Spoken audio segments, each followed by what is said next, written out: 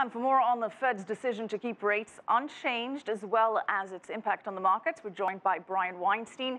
He's the Chief Investment Officer for Blue Elephant Capital Management. Brian, good to see you. Thanks for joining us. Thanks for having me, Michelle. Well, Brian, given the most recent weak jobs report and the looming Brexit vote, you weren't surprised by this, were you? No, I'm afraid not. I mean, this is a Fed that does not want to surprise the market. Whether that's a good thing or a bad thing, we can debate, but there was no way they were going to raise rates today. But the last meeting, the Fed had a very hawkish tone. This meeting sounding very, very dovish. The Fed has been consistently wrong on when rates will increase. What does this mean for their credibility? I think they have a little bit of a problem. I mean, historically, the Fed would, if they knew they had to raise rates in 6 months, they would just, over the next 6 months, they would just do it today.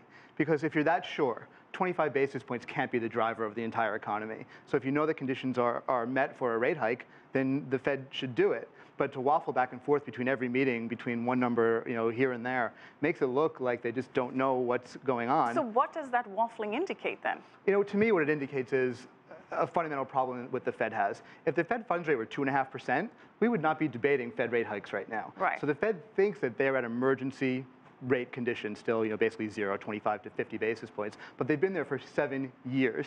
So the emergency in the eyes of the market is just normal pace of doing business. So they can't really raise rates. They want to raise rates to get away from 0, but at the same time, if rates were higher, they wouldn't be raising rates, so they're kind of trapped. They have put themselves in a bit of a corner, so much so that Fed Chair Janet Yellen saying, and I quote, "We are quite uncertain where rates will be in the longer term." If she's uncertain, does that erode confidence? And what impact does this lack of confidence have on the markets? How does that manifest itself? No, it's a great question. I mean, historically, you would see things like steep yield curves, right, if you had uncertainty, but then you have this other problem that central banks are buying, that there's no real growth, no real inflation. So the market is kind of looking for a steam valve, which is why you get these pent-up markets that have these volatility bouts. But to your first point, yes, if the Fed doesn't know, then what are we all supposed to do? There's no easy answer to that question. I mean, but it's clear that they don't know what the next thing they should do is. And how does that uncertainty trickle down to the real economy then? I think it hurts people. I think it keeps people from hiring as much as they might. I think it keeps small businesses from growing. I mean, I run one. It's hard when you don't know the rate outlook or where growth might come from. Well, Brian, some make the argument that it's better that the Fed just raise rates in order to save face, if you will, to preserve some credibility, and that will also then allow it to have some arsenal should some catastrophic black swan event crop up. So what should they do? Do you think that could be the right approach? I think there's a case to be made for it. It's a very difficult question to answer. I mean, if someone made me Fed chairman or you, it's hard you have to start where you are. You can't undo what's been done. So yes, if they raise rates to 2.5%, for an example, there would be other problems caused. It's not clear the economy should have a 2.5% Fed funds rate. Yellen pointed out the Brexit, the UK potentially voting to leave the EU, is a big concern. What do you think is going to happen there? I think that it'll be very close. I mean, a lot of these votes have been getting closer and closer, which I think is the key, whether they vote yes or no. My guess is they will stay. They will decide to stay. But I think it's fascinating to watch the different countries where the vote continues to move towards people wanting to leave. That's not a good sign, regardless of the vote outcome. Well, if they vote to stay in, do you think that may prompt Fed action sooner rather than later? I guess if the market gives the Fed clearance to hike by having higher equity prices and pricing in, a hike in a meeting in September, then the Fed could go. I think they're a little bit too focused on the micro markets and not enough on their economic views. But yeah, you could totally see. I think this Fed wants to raise rates. I think they do not like being close to 0. So the calmer the waters get, I think the more likely it is that they raise rates, as silly as that may be.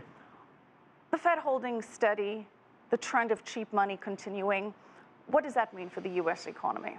Cheap money has consequences. I mean, I can see it in the lending businesses that we run. Cheap money means that people keep looking for yield. And it means that investment, I hate the word bubbles, but it means that investment opportunities keep getting pushed out into more risky things. So cheap money will have consequences. Well, Brian, the World Bank saying that this era of low interest rates, cheap money, could be leading to a corporate bond bubble.